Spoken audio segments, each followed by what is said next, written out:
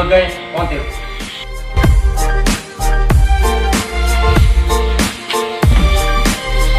Saya Ajal Barudin sebagai asisten montir.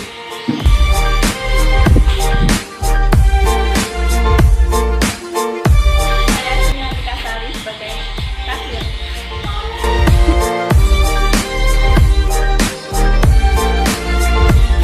Nama Muhammad Syafri Sagita sebagai pelanggan. Nama Dehian Leli sebagai pendapur.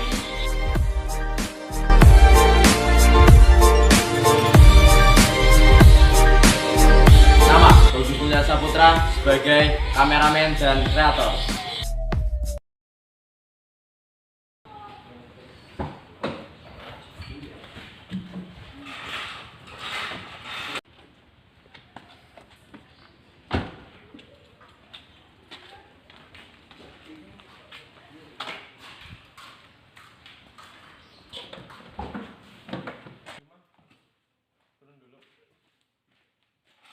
Kita duduk dulu aja di sana.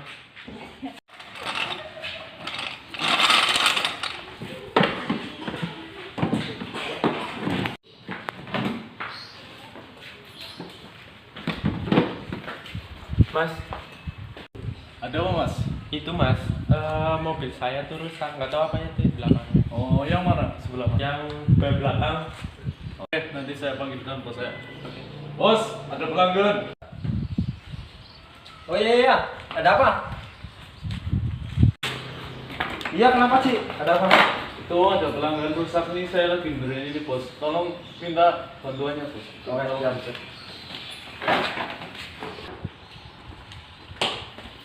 Ada apa, Mas? Nggak tahu mas, mobil saya kayak kurang enak gitu. Oh, coba saya cek dulu ya. Oke. Oh iya, Mas.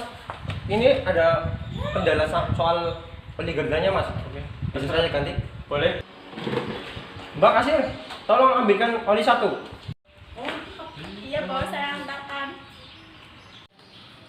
Ini bos olinya. Iya, terima kasih ya.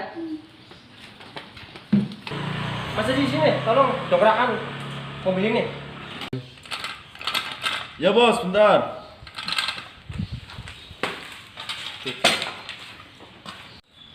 Di bos. Coba dobrakan. Oke, siap.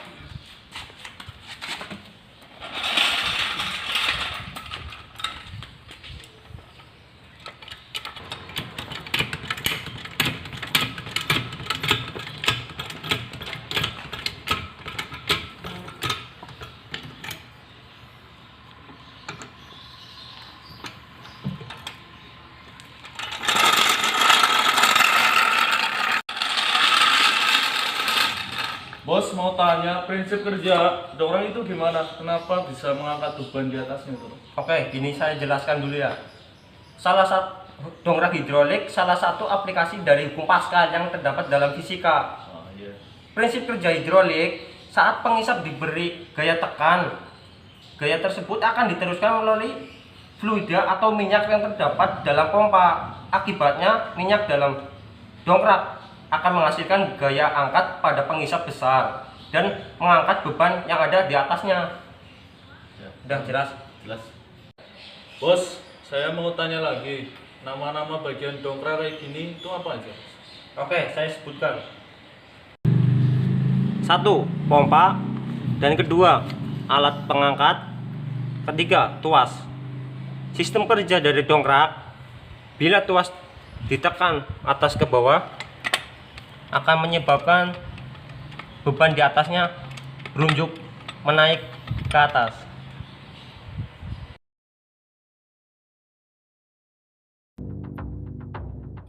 Secara umum, dongkrak hidrolik terdiri dari 3 bagian mekanis, yaitu sistem pengangkat beban, sistem pompa hidrolik, dan sistem pemompa atau pengungkit.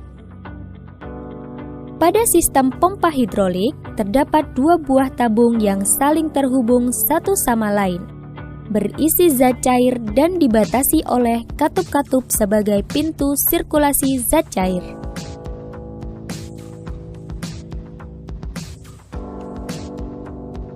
Masing-masing tabung memiliki diameter dan luas penampang yang berbeda. tabung pertama memiliki diameter dan luas penampang yang lebih kecil. Tabung kedua memiliki diameter dan luas penampang yang lebih besar. Selain itu, setiap tabung juga memiliki pengisap dengan ukuran yang sama dengan diameter dan luas penampang tabung. Sistem pompa hidrolik juga memiliki tabung cadangan yang berisi zat cair dan dibatasi oleh sebuah katup. Apabila pengisap tabung kecil ditarik sehingga bergerak ke atas, maka katup pembatas antara tabung kecil dan tabung besar akan tertutup. Kemudian, katup-katup tabung cadangan akan terbuka sehingga zat cair yang berada di tabung kedua akan terkunci. Sedangkan zat cair yang terdapat pada tabung cadangan akan terhisap dan mengisi ruang di tabung pertama. Kemudian apabila penghisap tabung kecil ditekan sehingga bergerak ke bawah, maka katup pembatas antara tabung kecil dan tabung besar akan terbuka, dan katup-katup tabung cadangan akan tertutup. Sehingga zat cair yang berada di tabung cadangan akan terkunci. Sedangkan zat cair yang terdapat pada tabung kecil akan terdorong masuk ke tabung besar yang secara otomatis mendorong pengisap tabung besar ke arah luar. Pada saat penghisap tabung luar terdorong, maka sistem pengangkat beban yang terhubung pada penghisap tabung besar akan bergerak ke atas. Sementara itu, untuk menurunkan sistem pengangkat beban dilakukan dengan membuka katup yang membatasi antara tabung besar dan tabung cadangan. Proses ini membuat zat cair yang berada di tabung besar akan kembali masuk ke tabung cadangan, sehingga pengisap tabung besar akan tertarik. Prinsip kerja dongkrak hidrolik cukup sederhana dan didasarkan pada hukum Pascal. Hukum Pascal menyatakan bahwa tekanan yang diberikan zat cair dalam ruang tertutup diteruskan ke segala arah dengan sama besar. Masih ingatkah kalian dengan percobaan hukum Pascal? Pada percobaan sederhana hukum Pascal, diperlihatkan bahwa tekanan pada tabung kecil atau P1 sama dengan tekanan pada tabung besar atau P2. Penjelasannya adalah apabila penghisap tabung kecil dengan luas penampang A1 diberikan gaya ke bawah sebesar F1, maka penghisap tabung besar dengan luas penampang A2 secara otomatis mendapatkan gaya ke atas.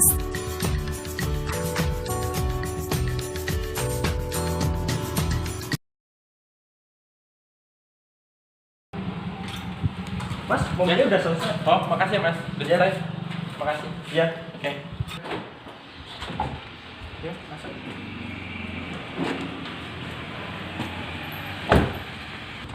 Makasih ya, Mas. Ya, Mas. Yuk.